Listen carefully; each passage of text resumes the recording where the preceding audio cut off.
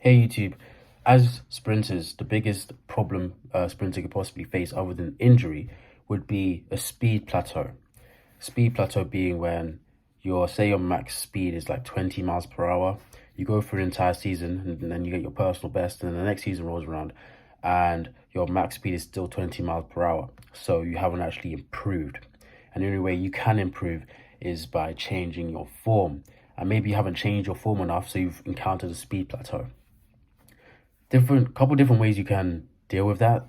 One of the biggest and easiest ways would be to go to the gym, work on your form, do plyometrics. But if you've tried all of that and all of that isn't working, which it should be working, most likely you haven't actually transferred all of this strength and power you've gathered from elsewhere back into sprinting. Hence, you're going to have to do some form of training to make that occur.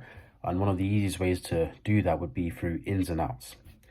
The reason why ins and outs are so powerful for overcoming speed plateaus is because it teaches your body how to push for more.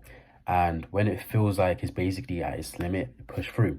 The way ins and outs work is you set up 3 cones. Let's say you're doing 60 meters. So you have a cone at 20-meter mark, a cone at the 40-meter mark, and I guess you don't need a third cone, but if it's like a 100-meter stretch, cone at the 60-meter mark. And from there, you do a full-out sprint to 20 meters, and then you float for 20 meters, and then you re-accelerate back up to max. But what ends up happening is you're going to get up to max speed, then you're going to float. Then you're going to get to 40 meters, and you're going to just, you're going to feel your body jerk forwards, and you're going to propel yourself forwards. The reason why this is actually useful is because it teaches your body how to just push for more each time, and it makes you understand what it's like to try to push for more and how your body can adapt to doing that.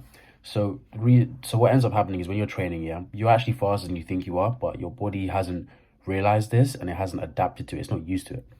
It's not used to going from the speed you're at to a much higher speed, which is why ins and outs are so powerful, because you get up to max speed and you float at that speed, but you end up slowing down slightly, and then you re-accelerate again. The jerk is what's actually important. Reason being is because it's actually teaching your body how to go from not really slow, but much slower to much faster. And whilst you're just going from a sub-maximal speed to your maximal speed, your body can't tell the difference. And since it's able to go much faster, the more you do it, it's more like, oh, okay, there's a big gap. We can shorten this gap. We can make this flow more, and you're just going to get faster because your other forms of training increase your speed.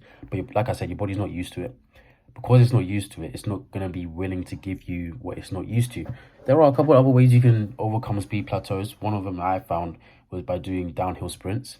But ins and outs are so much easier to implement because it's less fatiguing on your body, and it actually teaches your body how to sprint at a speed you already have, compared to like doing downhill sprints where you're going to surpass your maximal speed.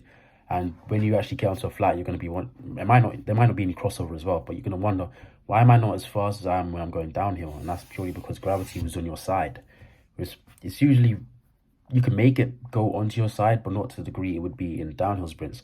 But whilst ins and outs, complete flat, the only thing that's not on your side is your body, and you just need to train that to be on your side.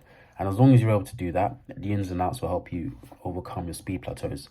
Obviously, there is a level of like diminishing marginal returns. Otherwise, Usain Bolt's world record on 9:58 would have dropped down to sub 9, because he's obviously done ins and outs, but I only got him, I mean, not only so far, but it didn't get him to time really close to 9 seconds flat or sub 9, because ins and outs, they can only really help to a certain point. After a while, your body is going to adapt to this form of training, and it's not going to give you as much results, or it's going to take a lot more training to give you the same results. But whilst your body hasn't adapted, or don't even know what ins and outs are, so it hasn't even been used to the whole method, your body will be able to change really quickly, because essentially ins and outs try to teach you this whole thing about gears. Say you're a car, which a sprinter kind of is. When you look at how we sprint, we're quite the best way to sprint is quite similar to being as efficient car as possible.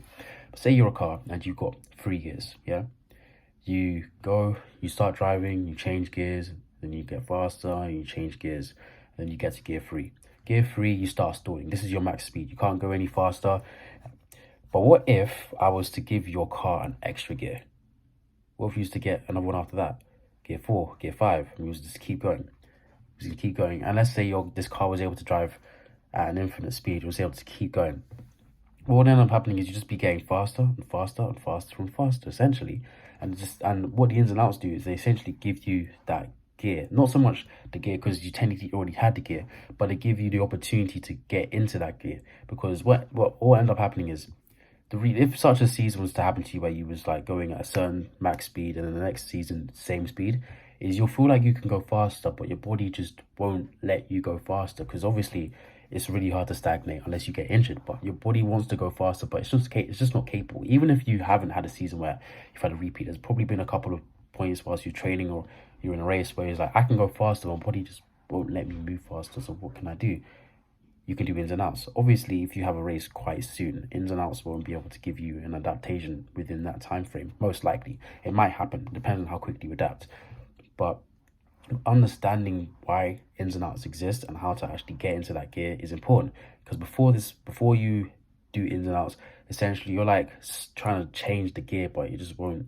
It's the clutch is stiff. You just can't move the stick. It's just stuck. And you're gonna feel like that whilst you're sprinting as well. But if you're actually able to figure out how to make it so that this gear is looser, so you're able to flow into that next gear and then keep going, you're gonna obviously be able to get much faster. And just like that, you can really easily decrease your times. Because as long as you stick with your other forms of training, especially the plyometrics, because that's your tendons. And if you're sprinting properly, the stronger your tendons, the faster you are. Well, not just stronger, but the more pliable and stretchy they are, the faster you're going to be. These ins and outs really all it's going to take for you to be able to get faster. If you like my video, like the video, let me know in the comment section below. Check the description because anything I forget to say in the video, I always put in the description. And if you like my content, subscribe. Helps the channel out a lot. I post every 2 days at 1 p.m. Greenwich Mean Time. If you don't know when that is, just hit the bell and then you'll be notified instantly.